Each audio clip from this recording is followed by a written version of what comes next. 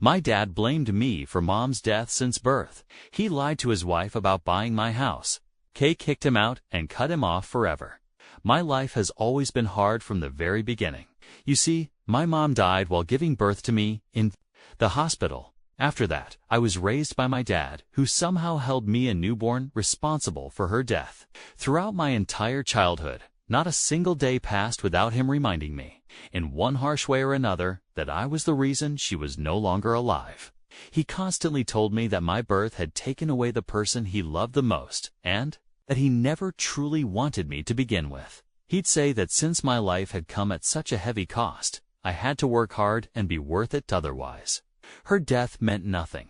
As you can imagine, hearing things like that as a kid was soul-crushing. I was too young to understand the layers of grief, loss, and rage. I needed my mom too, but she was gone, and the only parent I had left treated me like I was the cause of everything wrong. The one who was supposed to protect me, guide me, and comfort me became the person who made me feel like I should have never existed. My dad didn't just act like he didn't want me. He made it painfully clear every chance he got. Growing up in that kind of environment was incredibly hard. I often felt guilty just for existing, for breathing. There were moments when I desperately wanted to talk to him, to tell him how much his words hurt me, how they made me feel like I didn't even belong in my own home. But fear kept me quiet, and the few times I tried to speak up, I was only met with more coldness and rage. The result was a childhood filled with deep loneliness and isolation, while other kids had parents who cheered them on, comforted them, and made them feel safe. I felt like I was walking on broken glass, always afraid to do or say the wrong thing that might set him off again. It wasn't just the absence of love that hurt. It was the constant presence of anger and blame, directed at something I had no control over. The simple fact that I was alive. Still, I tried to understand his pain. I knew losing my mom had broken him and that he never fully recovered. But understanding his grief didn't make it easier to carry the weight of his resentment. I was just a kid trying to feel like I mattered in a world that felt cold and unforgiving. And yet, despite all the pain, deep down, I still longed for his approval, for his love, his recognition. I always hoped that somehow, if I tried hard enough, I could make him proud. I remember the anxious hope I felt every time I brought home a report card filled with good grades. I'd approach him full of excitement, hoping that maybe this time he'd smile, say something kind, just something to show he was proud. But every time, it ended the same way. He would barely look at the report card, grunt, and tell me to study harder because it still wasn't enough. He'd say that hundreds of other kids could get grades like mine, so it didn't really matter. Instead of feeling seen or appreciated, I was met with indifference. It was a constant reminder that I still wasn't meeting his expectations. No matter what I did, it never seemed to be enough. And it wasn't just school where I felt his disapproval. Anytime I wanted to do something outside of academics, like join a sports team or hang out with friends, he would shut it down right away. He told me the only thing I needed to focus on was my studies, so I could get out of his house as fast as possible. Those words hit me hard. They made it clear that, to him, I wasn't a son, just a burden he couldn't wait to be rid of. My friends would talk about how their parents supported their hobbies, encouraged them to explore, and made their childhood fun. But for me, there was none of that. I was constantly reminded that I was a guest in his house, and if I didn't follow his rules to the letter, I could be thrown out. Even weekends, which should have been a break or a chance to have fun, were no different. Whenever I asked to go out or spend time with my friends, my dad would go off on a rant about how I was wasting his money, even if all I wanted was something simple, like hanging out at a friend's place or going to the park. He'd launch into a full-blown lecture.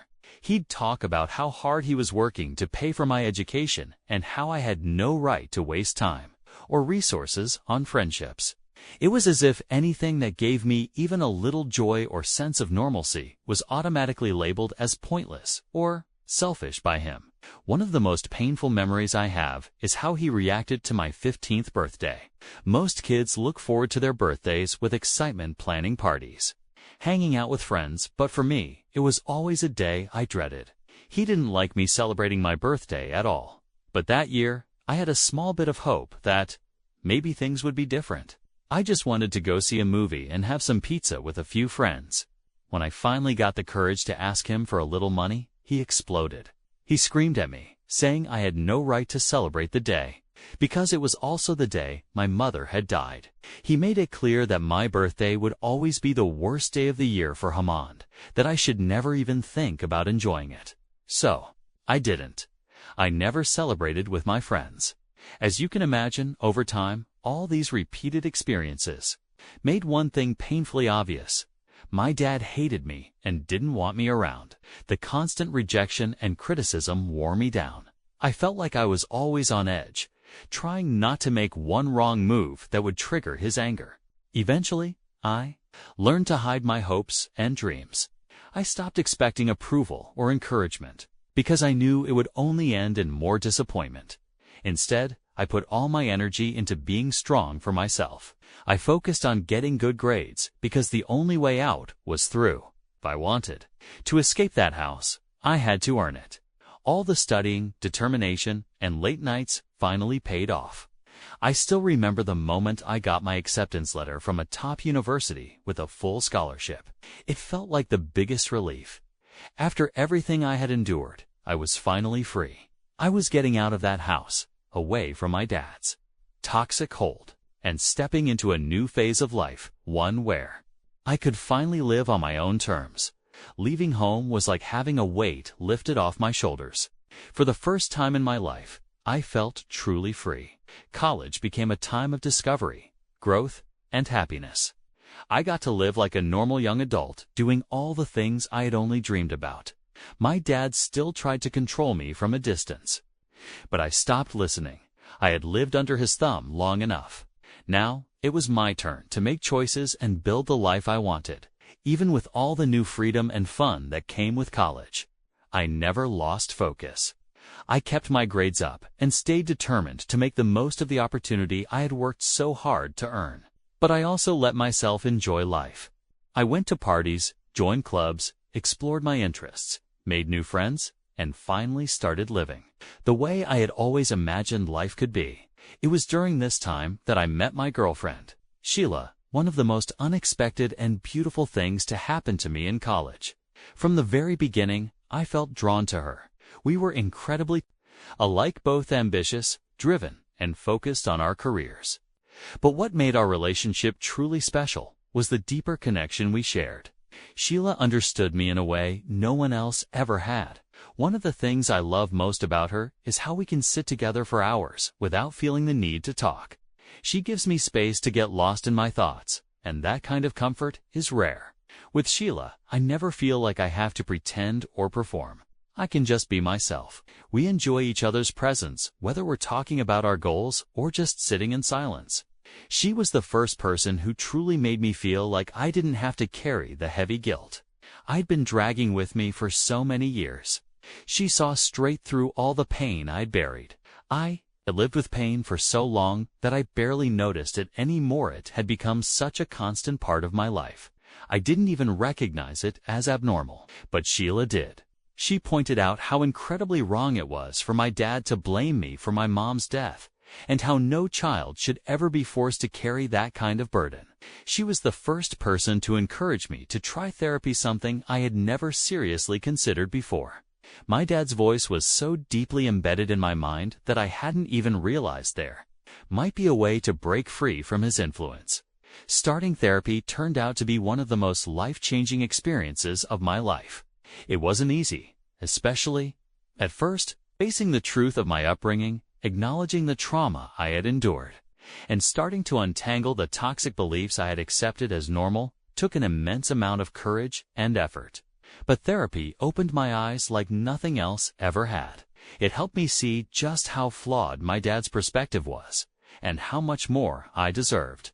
Slowly, I began to understand that I was never responsible for my mom's death, that my dad's anger, grief, and resentment were his burdens to carry, not mine. As I began to heal, I noticed a new feeling rising inside me. Anger, real, Burning anger. After years of trying so hard to please him, to win his approval, to carry the weight he had unfairly placed on me, I was finally letting myself feel the resentment I had buried deep down. I've started to see how much of my childhood had been shaped by emotional abuse, and how long I had lived trying to fix something that wasn't my fault. That anger made it nearly impossible to have any meaningful relationship with him during my college years. I barely spoke to him, and when I did, our conversations were tense and clipped. I'd snap at him, unable to hide the bitterness in my voice. I had no patience left for his judgment or attempts to control me. There was one day when I finally confronted him. It wasn't planned, just spilled out in a moment of raw emotion. I told him everything. I laid it all out. The years of blame, the pain his words had caused, how deeply he had scarred my mental health, and how I wasn't going to allow him to continue doing that to me. I told him I was done being his scapegoat. I said I deserved to be treated with respect, and that if he couldn't do that, I would walk away from our relationship for good. For once, he was silent. He didn't apologize, which part of me had hoped he might, but he also didn't argue.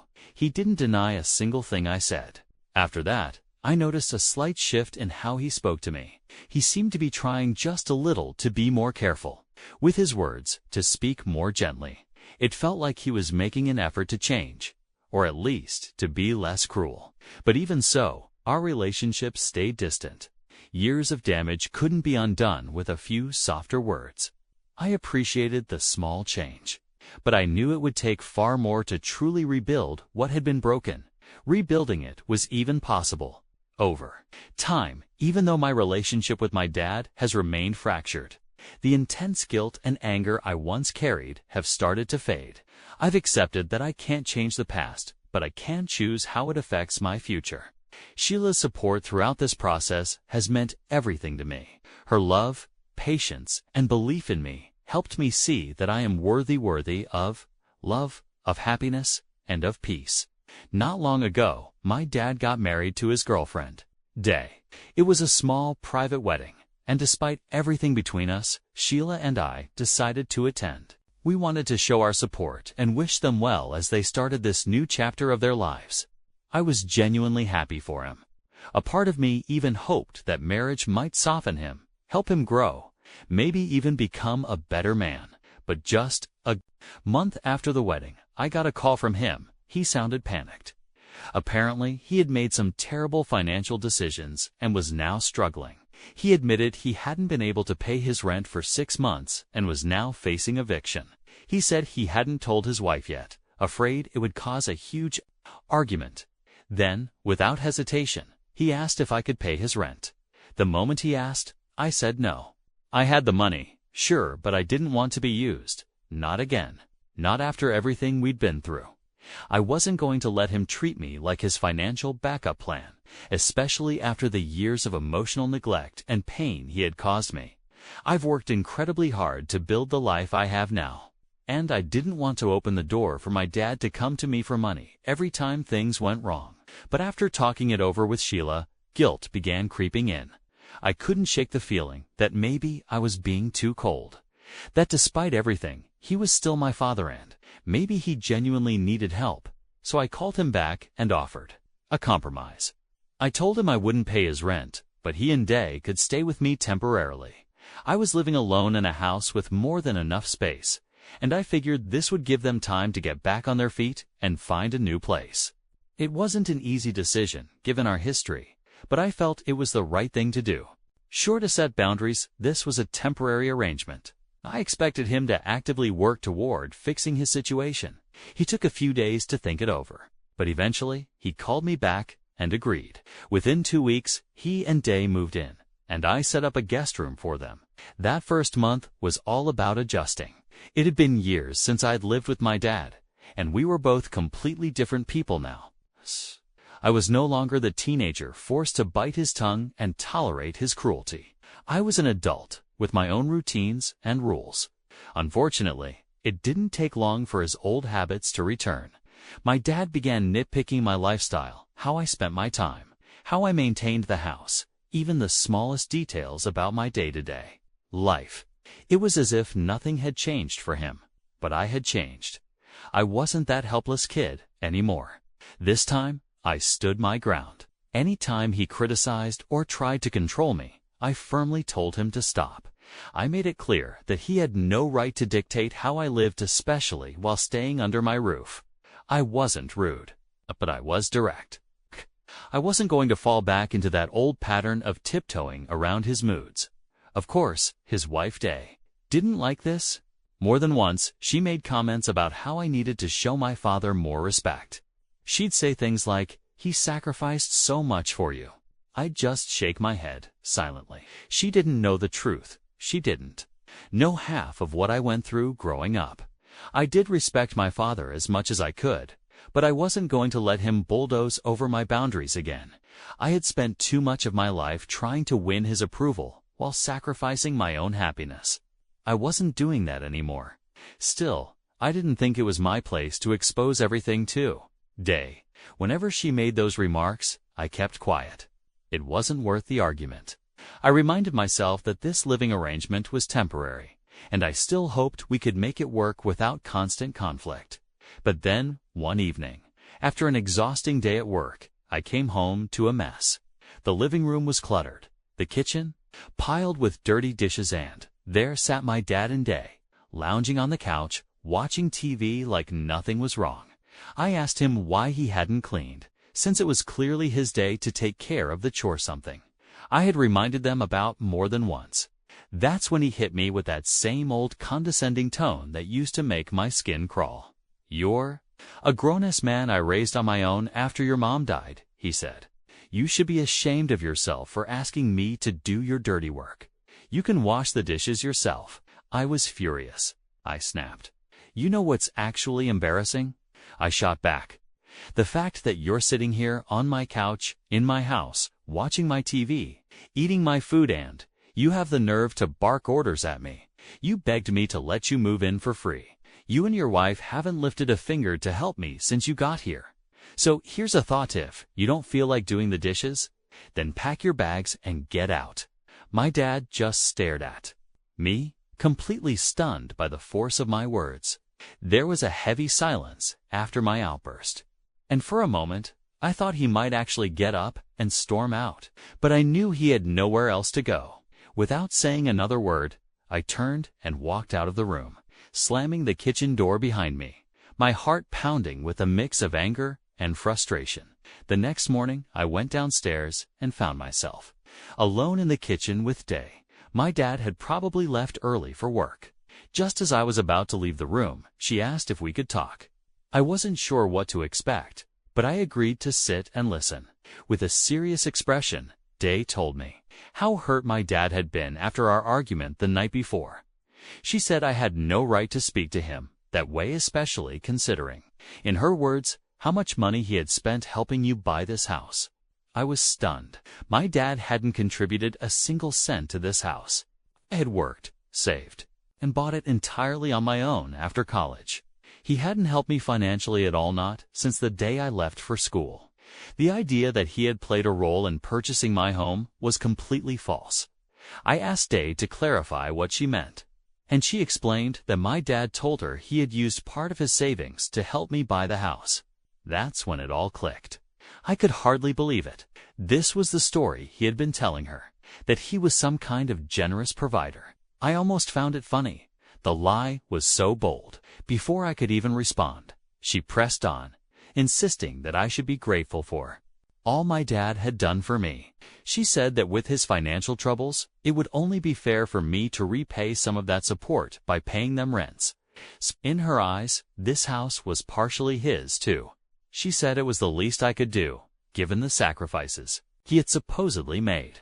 I looked at her, and I just couldn't hold it. I started laughing. The whole thing was so ridiculous, so far from the truth, that I couldn't take it seriously.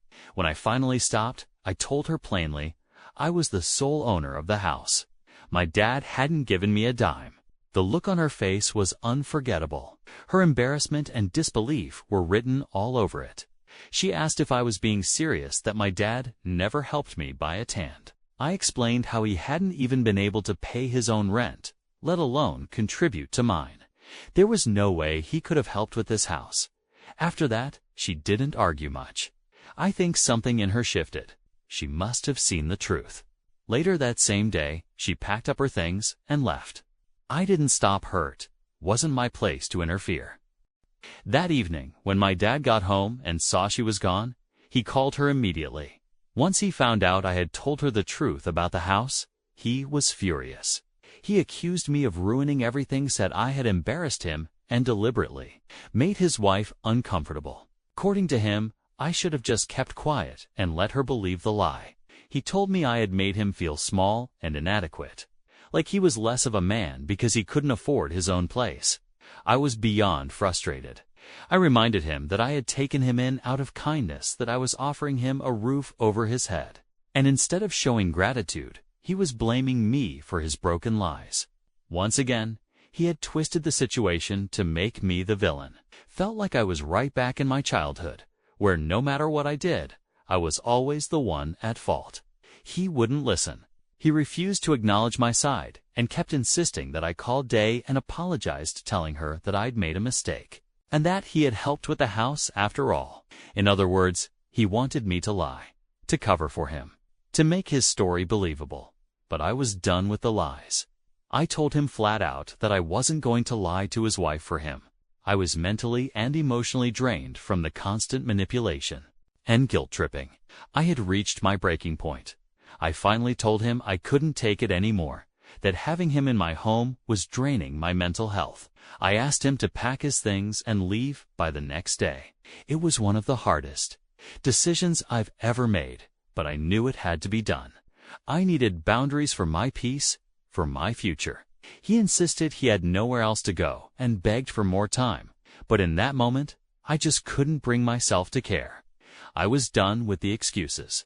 He moved out the very next morning. Since then, my dad has been calling and messaging me constantly, complaining that I've ruined his life and destroyed his marriage.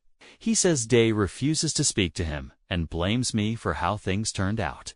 According to him, a good son would never have kicked his own father out. But I don't regret it. I'm relieved to see that people understand just how much trauma my dad has put me through over the years. Many of you suggested I contact Day and tell her the truth about my childhood, since she might not know the real version of who my father is. Till now, I've tried to stay out of his personal life, but I agree that she deserves to know. He's clearly lied to her before, and there's no telling what else he might have twisted. So, I've decided to reach out and have a one-on-one conversation with her. It's been a week since my last post, and I finally had the chance to sit down and talk with Day. As I suspected, she had no idea about the kind of childhood I had. I shared how my father blamed me for my mother's death, the emotional abuse I endured, and how it all affected me growing up. She seemed genuinely shocked. She admitted my dad had painted a completely different picture, one where he was a struggling single father who had sacrificed everything for his son. I shook my head in disbelief. I told her how I worked relentlessly throughout college, landed a high-paying job on my own merit, and saved 4 years to buy my house without a single dime from my father. I explained that's why I felt uncomfortable when he tried to control things in my home, because I was never even allowed to be myself in his. De understood my pain. Then she told me something I hadn't known. My dad had lost all his money to gambling. She hadn't told me earlier because he was too ashamed to admit it. When he first suggested moving in with me, she had actually refused. She wasn't comfortable staying in my house. That's why, according to her, he lied and claimed he'd helped pay for it, so she wouldn't feel guilty about accepting the offer. Once she learned from me that he had fabricated the entire story to manipulate her, she was devastated. She told me how embarrassed she felt for demanding rent that day. I reassured her it wasn't her fault. The blame lay entirely on my dad for deceiving her. As we said goodbye, she mentioned needing time away from him to reevaluate their relationship. I could tell our conversation had made a real impact on her. Hi everyone. I know I haven't shared anything in about 3 months, but I wanted to give one final update. I've completely cut off my dad since asking him to move out. It wasn't an easy choice, but it was the right one for my mental and emotional health the last time we spoke. He tried once again to pin all the blame on me, but this time, I didn't even argue. I just blocked him. Since then, I felt lighter. The weight of his constant guilt, shame, and manipulation is gone. I feel clearer, freer, like I've finally got my life back. Sheila has been amazing through all of this. She supported me every step of the way, offering comfort, listening when I needed to vent, and encouraging me to keep moving forward. I'm beyond grateful to have her by my side. Now, with my dad out of the picture and Sheila beside me, I'm focusing on rebuilding my life, pursuing my goals, and finally embracing the happiness and stability I've worked so hard for.